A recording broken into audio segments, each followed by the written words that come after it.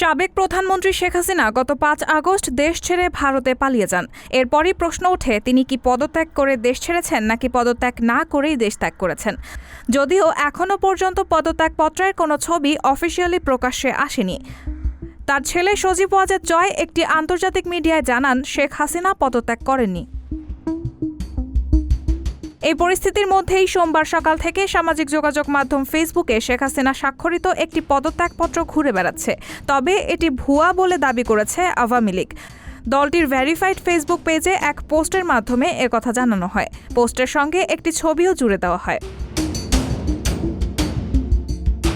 আওয়ামী লীগের সেই পোস্টে লেখা হয়, দেশের টিভি চ্যানেলের ফেসবুকে এরকম অপরিপক্ক এডিটেড কোনো পদত্যাগপত্র প্রকাশ একটি দৈন্যতা মাত্র। কেন এই পদত্যাগপত্র ভুয়া?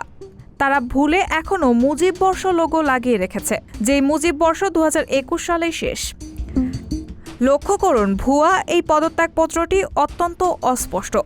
পদত্যাগপত্রের ভাষা দেখুন, যা মন চায় তারা একটা কিছু লিখে পাবলিশ করে দিল। শেখ হাসিনার স্বাক্ষরটিও গুগল থেকে নিয়েছে, যাতে স্পষ্ট দেখা যাচ্ছে মূল পেজের সঙ্গে স্বাক্ষরের অংশের পিক্সেলের পার্থক্য। ৫ আগস্ট ছিল ২১ শ্রাবণ, পদত্যাগপত্রে দেওয়া ২০ শ্রাবণ। দেশের মিডিয়াকে এরকম নগ্নভাবে ব্যবহার করে নিজেদের হাসির পাত্র বানাবেন না। শেখ হাসিনা পদত্যাগ করার যেই আনুষ্ঠানিকতা সেই সময় নেননি। তিনি সোজা তেজগাঁও থেকে বিমানে করে ভারতে চলে গেছেন। এসব বাদ দিয়ে বরং দেশের সমস্যা সমাধান করুন।